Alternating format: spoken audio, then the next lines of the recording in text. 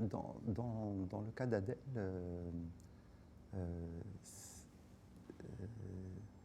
ça s'est fait étrangement, parce que d'abord j'avais un scénario que je n'ai jamais réussi à terminer, dont je ne trouvais jamais enfin, auquel je n'ai jamais trouvé de force. C'était le personnage de Carole Frank dans L'Esquive, que j'avais développé, c'était comment elle voyait aussi son rapport aux élèves, euh, comment elle vivait son devoir et les épreuves qu'elle avait dans sa vie, notamment une rupture amoureuse avec un homme.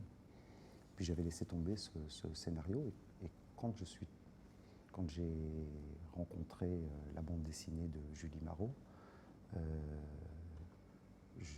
je ne pensais plus à ce scénario. Donc je me disais, tiens, là, il y a une belle piste de film.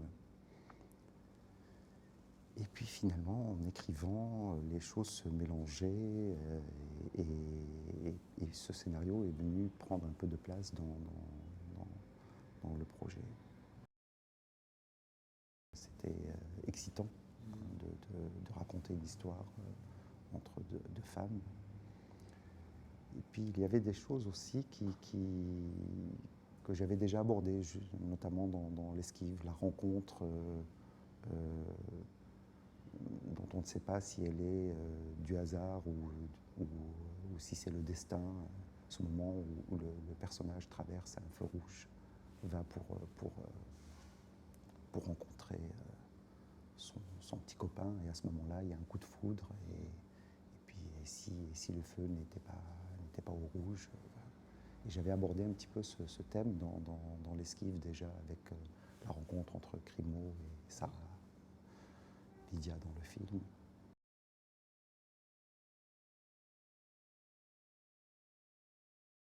Adèle, dès que je l'ai rencontrée, hein,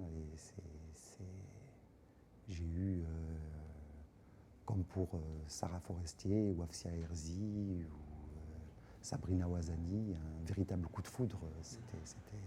J'avais le sentiment voilà, d'un vrai, d'un diamant brut, hein, qui allait crever l'écran. Et elle a cette chose très rare, hein, quelques acteurs, hein, c'est le don, c'est inné chez elle, hein, de jouer. C'est quelqu'un qui donne tout de suite tout. Et j'ai essayé, justement parce que j'avais en face d'elle parfois des acteurs qui n'avaient pas le même rythme qu'elle, de la retenir un peu et la difficulté, c'était d'avoir en même temps qu'elle tous les autres acteurs. Donc c'était qu'elle ne s'épuise pas, par exemple. Hein, pour Adèle, c'était de ne pas l'épuiser. Malheureusement, elle s'épuisait toujours. Elle ne sent pas de faire autrement que de tout donner dès qu'elle arrive. Elle est très libre. Elle n'a aucune difficulté à retirer le masque qu'elle porte, que nous portons tous dans la vie. Elle était tout de suite dans le personnage.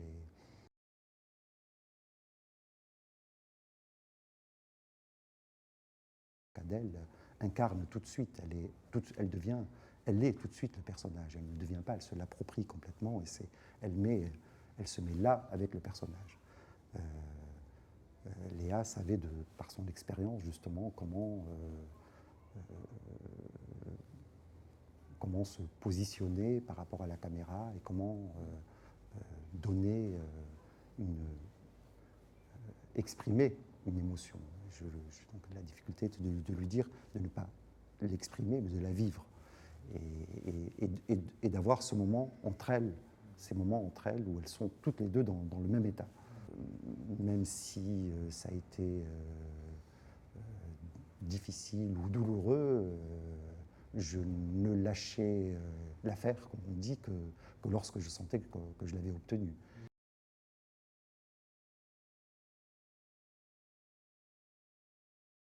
Mais on a tourné assez vite les scènes des rêves.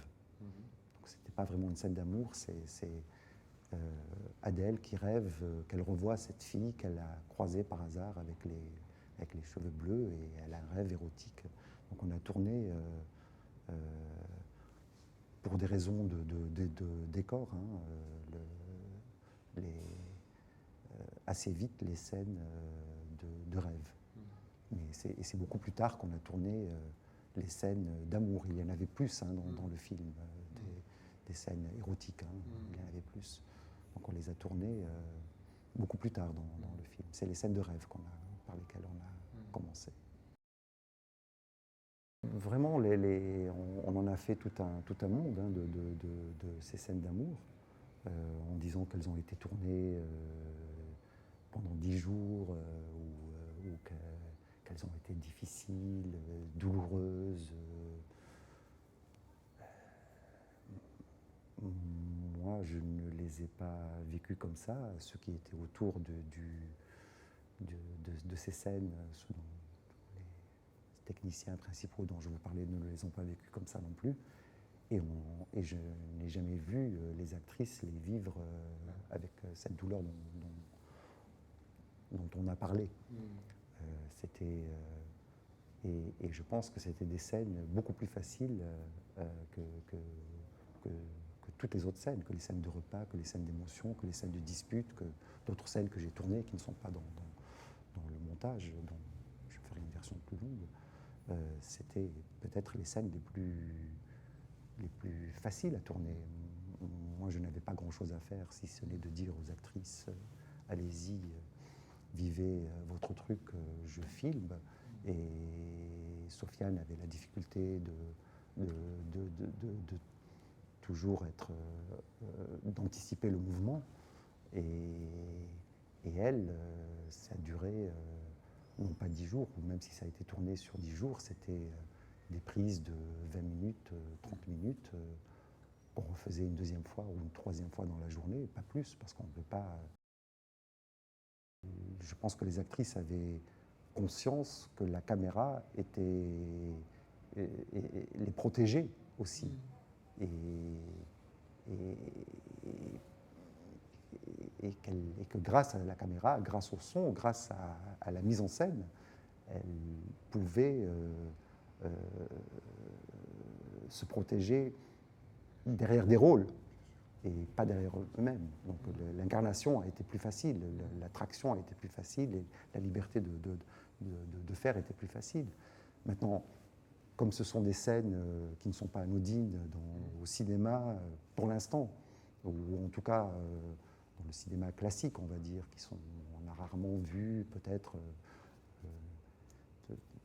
de femmes, voilà, donc ça semble être... donc on a besoin de justifier par une difficulté ou par une fausse pudeur. Et je trouvais qu'il y avait beaucoup plus de difficultés à exprimer les scènes de rupture ou de retrouvailles ou de repas. Voilà.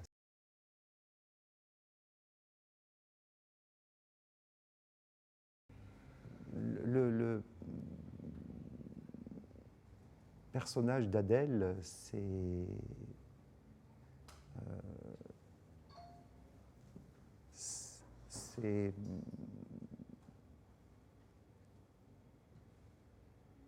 était plus dans un esprit de liberté tout de suite.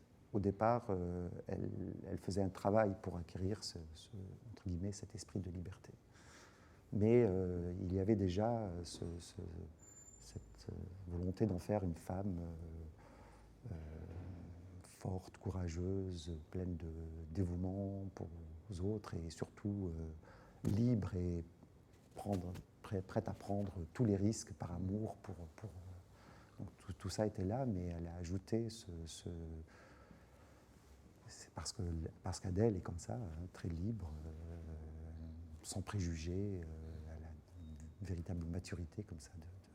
Donc le personnage a été plus vers ça dès le début. C'est l'héroïne par excellence. Voilà, c'est la femme qui honnête, pleine de droiture, jamais dans l'image, avec un véritable mystère et qui en même temps accomplit et fait face à ses épreuves et les surmonte. Donc il y a quelque chose d'héroïque dans ce personnage.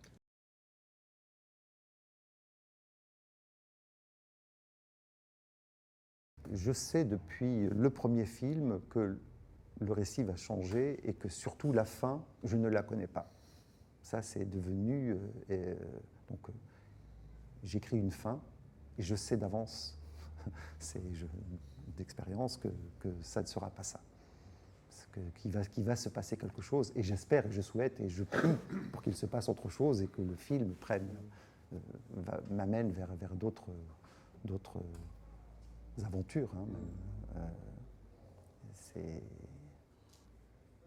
Au départ, j'avais prévu une fin qui ressemblait à celle de la bande dessinée, à savoir que le personnage mourait d'une maladie, et puis ensuite d'une maladie rare, et puis ensuite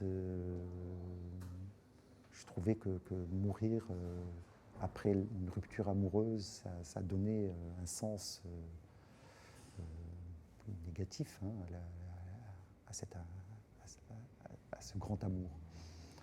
Donc, je dis, elle mourra longtemps plus tard, après avoir connu un garçon avec lequel elle avait, dans le scénario, elle a fait une grossesse extra-utérine.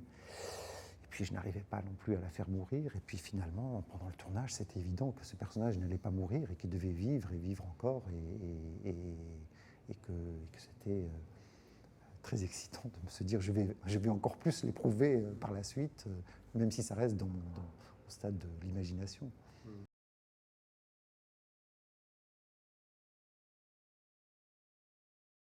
Alors peut-être que c'est la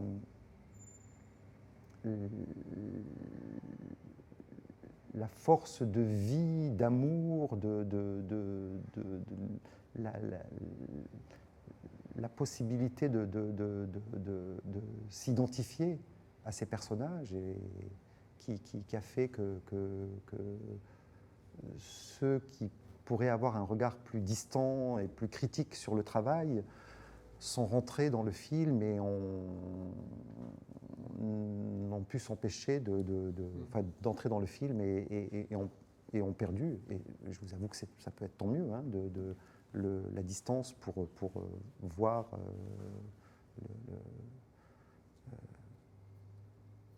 pour voir le film. Et c'est comme ça qu'on le souhaite en même temps. Voilà. Mais je crois que c'est la force de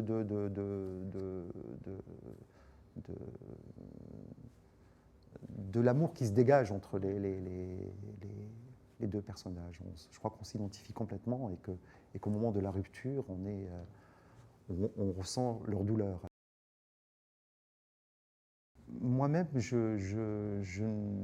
pendant, et je crois que tous, pendant le tournage, les 17 équipes qui est autour de moi et je crois même les actrices, on a oublié qu'il s'agissait d'une histoire entre deux femmes, voilà, et qu'on était dans une histoire d'amour. Et que c'est tant mieux qu'on oublie.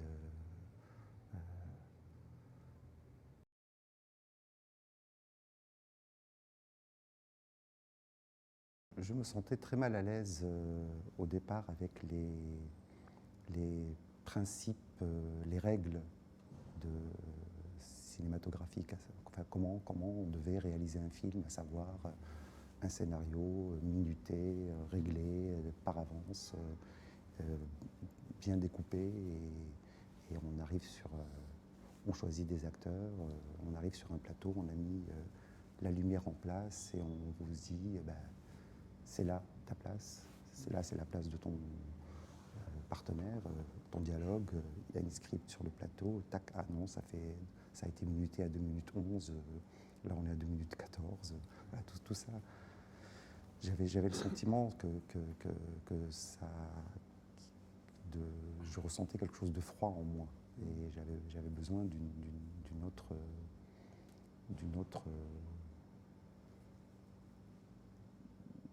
autre approche, hein, du travail. C'est l'idée que le film est vivant et que moi aussi je le suis à ce moment-là, et que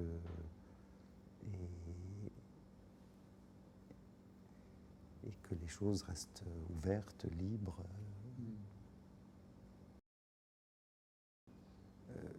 Donc après Vénus, je me suis justement, vu que le film a été un échec et que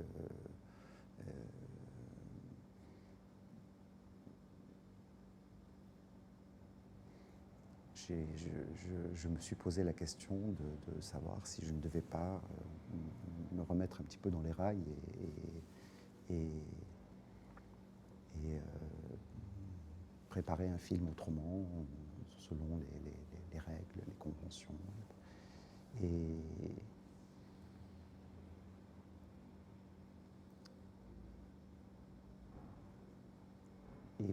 là aussi, les événements, ce qui s'est passé autour, m'ont donné la conviction qu'il fallait aller vers cette inspiration de l'instant,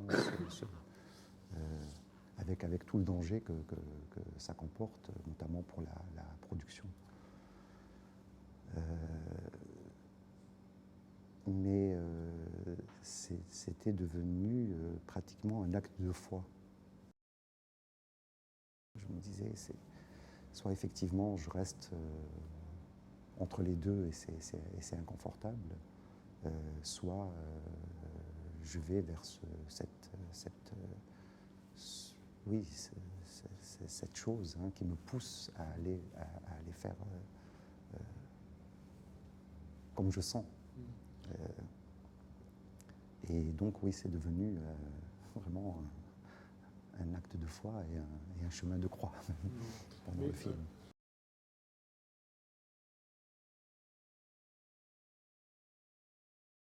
La plupart des techniciens, on va dire importants dans le sens où ils sont les postes importants. C'est pas forcément poste parce que c'est, ou du moins quelle importance on donne à un poste. Les postes qui sont pour moi le plus important, à savoir le directeur de la photo, le perchman, je dis bien le perchman avant l'ingénieur du son, les deux assistantes caméra, qu'on appelle assistantes caméra dans les conventions, mais auxquelles je donne une immense importance, et que je les appelle plus viseurs de champ, voire parfois viseurs d'élite, tellement j'accorde d'importance à ce poste, et qui sont en même temps donc l'assistante, qu'on appelle l'assistante caméra, et la chef électro. Donc ce sont des gens qui ont fait 4-5 films avec moi. Et on fait vraiment corps, on est ensemble, plus d'autres qui n'ont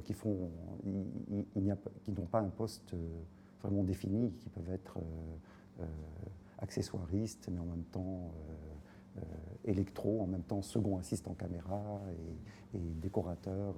Voilà. Donc il y en a 2 autres comme ça, Sylvain Fan et Michel Gentil, qui sont là depuis 4 ou 5 films, et donc qui ont fait pratiquement tous mes films. Donc comme je disais, on fait vraiment... C'est devenu... le cadre et directeur de la photo sur ce film, c'est Sofiane Elfen. Et depuis l'Esquive, on a vraiment développé une complicité dans le travail. Et sur celui-là, je crois qu'on est vraiment arrivé à une fusion, carrément, avec Sofiane. Je n'ai pas besoin de beaucoup lui parler ou de lui chuchoter, parce que parfois il m'arrive d'être éloigné de la caméra, mais on a des signes, des sons, par exemple, le panneau à gauche, le panneau à droite n'est pas le même, voilà, au son, donc on a vraiment une grande complicité et il sent avec moi si on a la bonne distance avec l'acteur, si on est à la bonne place. Et pareil pour les assistantes de caméra. Quand elles ont commencé avec moi, je les ai lancées vraiment sur le terrain en leur disant moi, les maîtres et les parcs au sol, j'en veux pas. C'est comme ça. Je sais que c'est une règle de prendre le point, d'avoir le temps de prendre le point et de parler à l'acteur. Vous ne parlez jamais aux acteurs.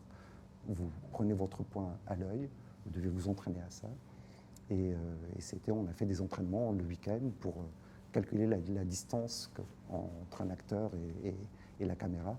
Et elles ont leur marque à l'œil. Et c'est très rare que le point depuis qu'elles ont commencé. Entre le moment où elles ont commencé, où le point, j'avais, je sais pas, 5 prises floues sur 10. Aujourd'hui, on arrive à vraiment, puisqu'on peut parler en centaines de prises, à 99 prises sur 100 nettes et sans qu'elles aient eu besoin de prendre le mètre. Et c'est un bonheur de les voir travailler, bouger sur le plateau et prendre leur marque. Elles ont une concentration extraordinaire pour ça. Le son, j'ai travaillé avec différents ingénieurs du son, mais toujours le même perchman. Pour moi, c'était important que le perchman soit... c'est aussi l'être, c'est Jérôme Chenevoix qui fait maintenant, c'est son 4e film aussi avec moi, en tant que perchman, mais aussi, et là, il est devenu ingénieur du son. Donc, il aime beaucoup lui, il fait beaucoup d'autres films, voilà, mais il aime beaucoup cette façon d'approcher le travail. Et là, il voulait, voilà, pour lui, monter en grade, mais pour moi, je ne fais pas de différence de grade entre l'ingénieur du son et le perchman. C'est des postes essentiels sur le plateau. J'essaye toujours de trouver des solutions pour qu'en général, la technique ne nuise pas à la liberté de l'acteur et à la création dans l'espace. J'essaye de faire en sorte que alors, parfois, ça peut créer un déséquilibre et j'ai pu observer aussi que souvent, on dit qu'on privilégie le travail de l'acteur, de l'espace, etc., mais qu'il y a tellement de choses mises en place avant même que l'acteur n'arrive sur le plateau que finalement, on lui a déjà indiqué presque comment il devait incarner son personnage. Et j'ai été vraiment, au départ, en rupture avec cette façon de faire. Et puis avec le temps, je sais que la technique, c'est aussi important sur un film. Donc j'ai essayé de trouver des solutions à chaque obstacle. Non, tout ça permet justement le travail de création avec l'acteur, de libérer l'acteur de toutes ces contraintes.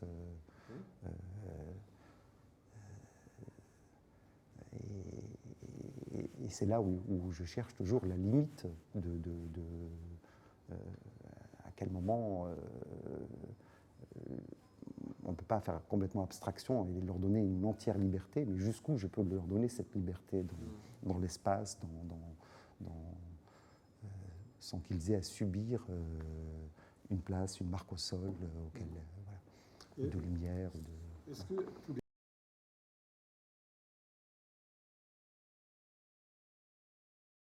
Le film faisait une durée d'à peu près 4h20 et il a fallu se dire comment réduire. Alors parfois c'était réduire en réduisant les scènes. Parfois une scène perdait de sa, on va dire de sa saveur, hein, ou de son rythme parce qu'elle en demandait un autre. Et donc après, il fallait couper carrément des scènes et se dire, bah, tant pis, ils ne seront pas dans le film. D'autant plus que j'avais à l'esprit qu'il fallait quand même peut-être livrer à un moment un film de plus de 2h10, 2h15. C'était possible, hein. On peut toujours commencer l'histoire en se disant une fille traverse la rue et rencontre une autre. Voilà. Et il est possible d'allonger encore pendant 8 heures. Hein, voilà. Mais comment couper des instants, faire des sacrifices. Donc, je les faisais selon ce que me dictait ma conscience, on va dire. Mais après, quand j'ai montré le film, que c'était une version donc de 3h15 que j'ai montré à Brahim et à Vincent, là, ils m'ont dit non, il faut surtout pas que le film fasse moins de 3 heures. Il faut qu'il fasse au moins 3 heures. Puis moi, j'ai commencé à avoir peur un peu. Je leur ai dit bon, je crois que je peux faire une version je peux faire 2 fois 2 heures. Ça serait bon pour nous, voilà, financièrement, de faire 2 fois 2 heures. Et puis ils trouvaient ça pas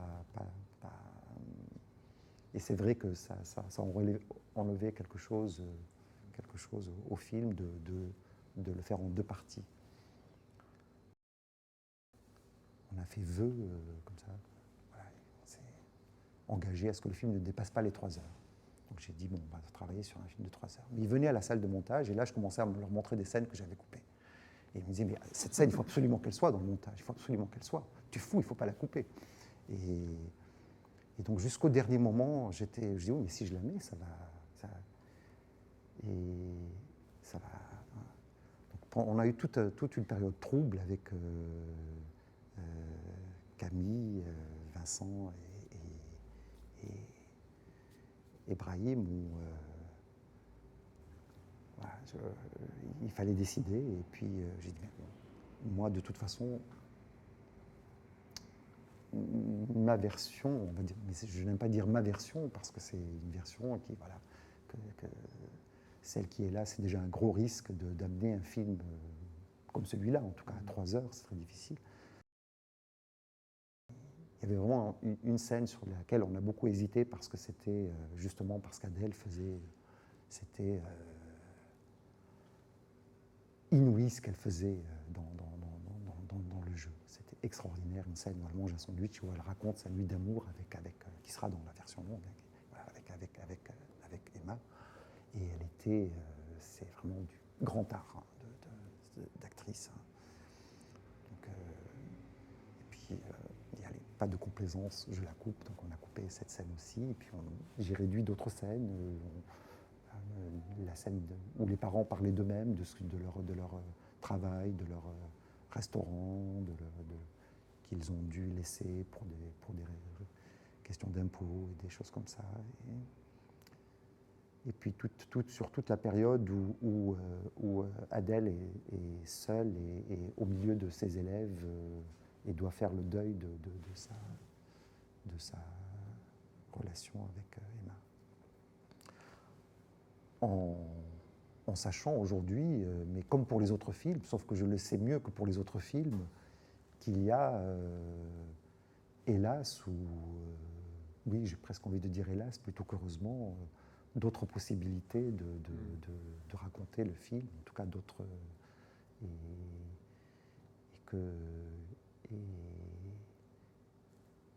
et de savoir qu'on n'aura jamais sur un film, en tout cas sur les miens, hein, en se disant voilà, c'est parfait, c'est comme ça qu'il faut que ça doit être, en gardant toujours le doute. Oui.